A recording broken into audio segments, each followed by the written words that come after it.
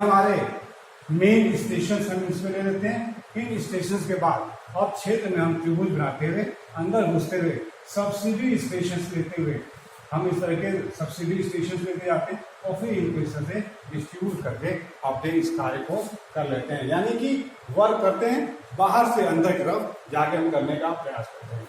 फिर होता है नार्थ दिशा, क्योंकि हम नक्शा बनाते हैं, ये नक्शा एक धरोहर होता है, इसे रिकॉर्ड में रखना होता है ताकि हमारे बाद आने वाला भी कोई व्यक्ति अगर उस क्षेत्र में जाता है तो उस नक्शे को कैसे पता चलेगा कि ये नक्शा किस तरह से यहाँ बनाया गया है।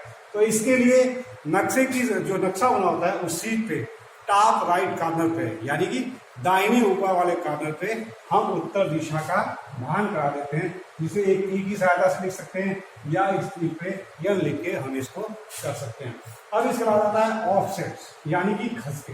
जैसे कि मैंने आपको बताया यहाँ पे आपके सामने ये जरीब रेखा है, इस जरीब रेखा पे हमारे दाएं बाएं मान लीजिए कुछ महत्वपूर्ण बिंदु मिल रहे थे, ये कोई पेड़ है मान लीजिए हमारे पास, ठीक है, इस पेड़ को इस जरीब रेखा से दिखाना है तो निश्चित तौर पे उस चेन लाइन से हमको ऑफसेट्स यानी कि खसके डालने पड़ते हैं। ये जो खसके होते हैं हमारे दो तरीके के होते हैं, ये हमारे खसके ऑफसेट दो तरीके के होते हैं, एक परपेंडिकुलर और दूसरा ऑब्लिक यानी कि तिरछे खसके होते हैं। एक लंबवत खसका होता है और दूसरा ऑब्लिक यानी कि तिरछा खसका होता है। इन खसकों की सहायता से हम इन महत्वपूर्ण बिंदुओं को प्राप्त करने का प्रयास करते हैं। जब ये महत्वपूर्ण बिंदु प्राप्त हो जाते हैं तो न्यू पॉइंट्स, कभी कभी क्या होता है कि हमें क्षेत्र में ही कभी कभी वक्र जैसी आकृति हमारे सामने आ जाती है। तो इस जैसे वक्र जैसी आकृति, क्योंकि हमारे पास कोई कोणीय यंत्र नहीं होता है और हमें रैखिक यंत्र की सहायता से करना होता है, तो सर्वे का दूसरा सिद्धांत है location of new point with reference to two permanent point. तो हम अपनी जरीब रेखा पे दो बिंदुओं को ले लेते हैं और इन बिंदुओं से यहाँ कुछ बिंदु इस रेखा पे लेते हैं और इसके बाद से यहाँ से इसे A1, A2, A3 और A4 करके ये दूरी नाप लेते हैं और फिर ये जो स्मॉल बी है इससे क्रमशः B1, B2, B3 और B4 ऐसे करके हम यहाँ से इसको लेके चाप काट देते हैं और B से B1 को लेके चाप काट देते हैं, हमको एक बिंदु मिल जाता है। A से A2 वाली दूरी लेके चाप काट देते हैं और B से B2 वाली दूरी लेके चाप काट देते हैं, एक बिंदु मिल जाता है। A से C वाली दूरी को लेके चाप काट देते हैं और B से BC की दूरी लेके चाप काट देते हैं, इस तरह से बिंदु मिलाते हैं और इनको फ्री हैंड हम मिला देते हैं। तो इस प्रकार से हमारा ये काम कंप्लीट हो जाता है। अब आता है जरीब संरक्षण की प्रक्रिया, प्रोसीजर क्या होता है। अभी मैंने आपको चर्चा किया तो चर्चा में मैंने कहा कि प्रिंसिपल सिद्धांत क्या थे, तो सिद्धांत में मैंने आपको 7 बिंदुओं पे आलेखित करने का प्रयास किया। पहला था आपका मेजरमेंट का, वहां पे रैखिक थी। दूसरा ढांचा जो था वो त्रिभुज के आकार का था।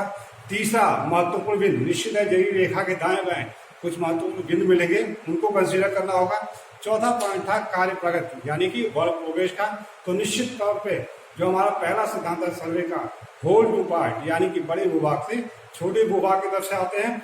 इसके बाद आता है अगला पॉइंट उत्तर दिशा, यानी कि कोई भी ड्राइंग शीट बनाते हैं तो निश्चित तौर पे सबसे पहले हम टॉप राइट कॉर्नर पे उत्तर दिशा दिखा देते हैं ताकि भविष्य में कोई भी व्यक्ति आने के बाद, कोई भी इंजीनियर बाद में आए और उस नक्शे से उस क्षेत्र में पहुंच के जानने का प्रयास है कि नक्शा कैसे बनाया गया, तो उत्तर दिशा को देख के वो खड़ा हो जाएगा, उस क्षेत्र में मौजूद सभी चीजें दिखनी शुरू हो जाएंगे। इसके बाद होता है ऑफसेट्स यानी कि खसके। निश्चित तौर पे जरीब रेखा के दाएं या बाएं कुछ ऐसे बिंदु होंगे जिनको हम तक पहुंचना होगा, तो इसके लिए हम ऑफसेट यानी कि खसके डाल देते हैं। खसके दो प्रकार के होते हैं, परपेंडिकुलर यानी कि लंबवत खसके और दूसरा ऑब्लिक यानी कि तिरछे खसके।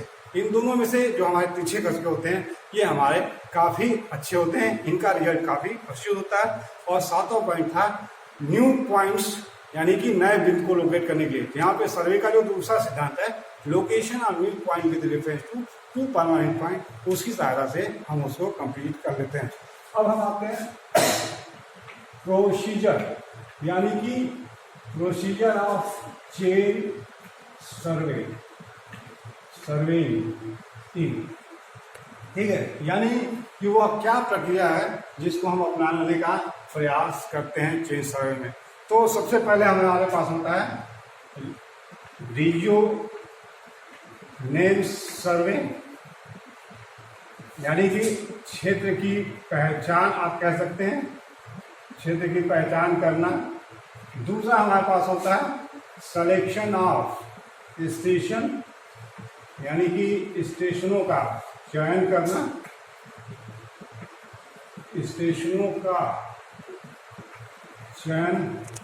तीसरा हम लोगों के पास होता है रेंजिंग ए लाइन, यानी कि आरेखन, रेंजिंग ए लाइन यानी कि आरेखन करना। फिर चौथा पॉइंट हम लोग के पास होता है चेनिंग, निश्चित तौर पे जो हमने किया है उसको मापन की प्रक्रिया में जाना होगा।